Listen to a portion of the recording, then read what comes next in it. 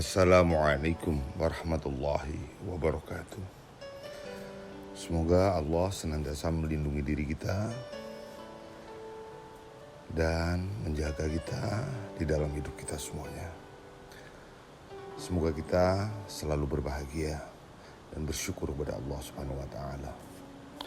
Kali ini akan kami bahas tentang motivasi pada saat kondisi kena wabah virus corona ini, agar di rumah gak jenuh.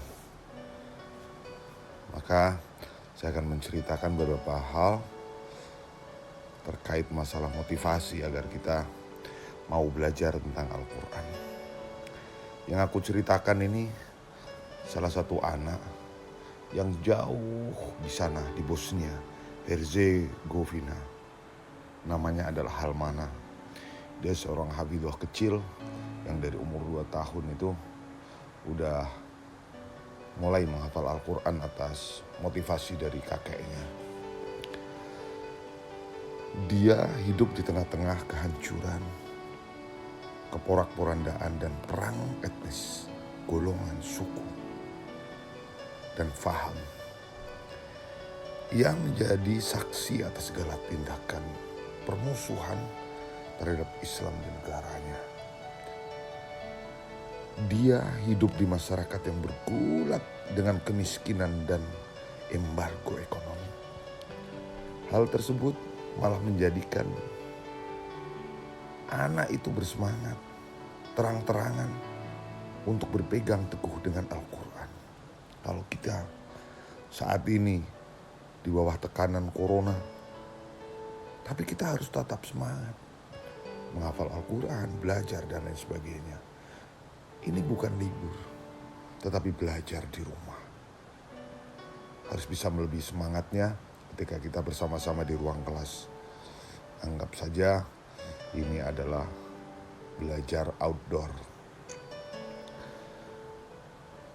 Dan dia, Halmana, mengangkat tinggi panjinya meski banyak bahaya dan rintangan. Kita pun sama, harus berani mengangkat panjinya orang Islam.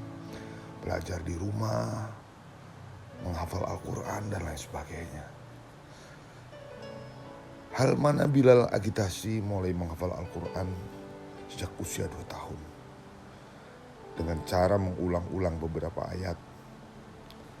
Hal ini terus berlangsung hingga ia mampu menghafal Al-Quran 30 juz ketika dia berusia 14 tahun.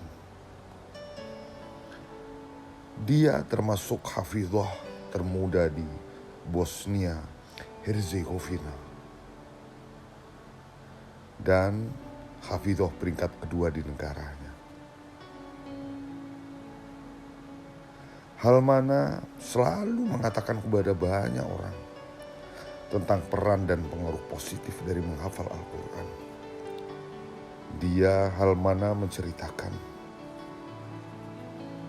sepeninggal kakekku yang senantiasa memotivasiku untuk selalu membaca dan menghafal Al-Quran serta memberikan banyak hadiah, maka aku bertekad untuk menempuh dan melanjutkan perjalanannya dengan sungguh-sungguh.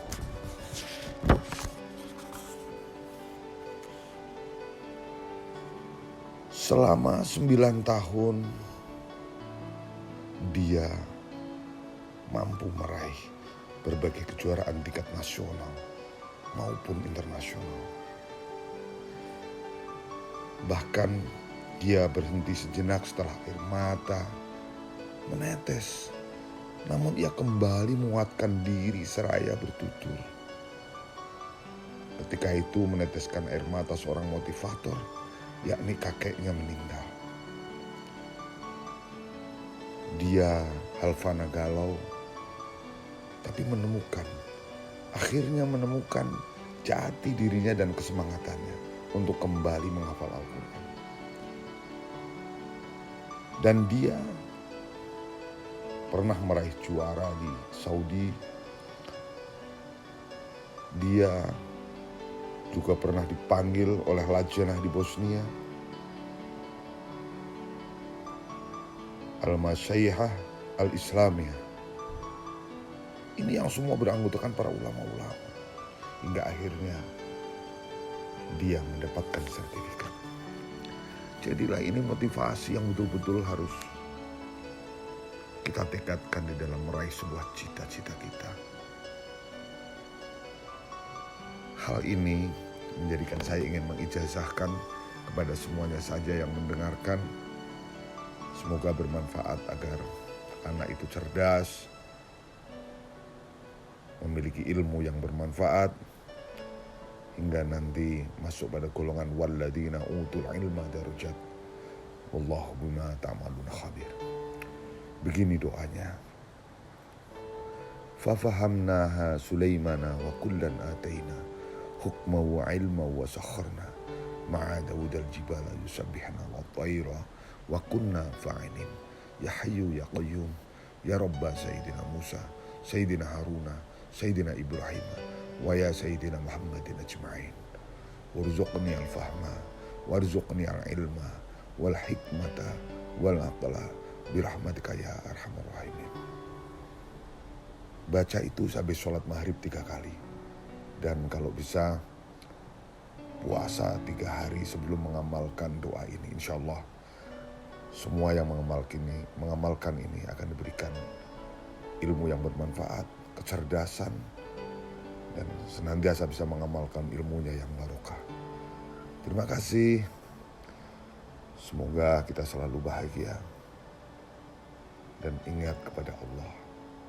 Ramai dalam sepi, jayalah Indonesiaku. Indonesia penuh cinta dan kasih sayang. Assalamualaikum warahmatullahi wabarakatuh.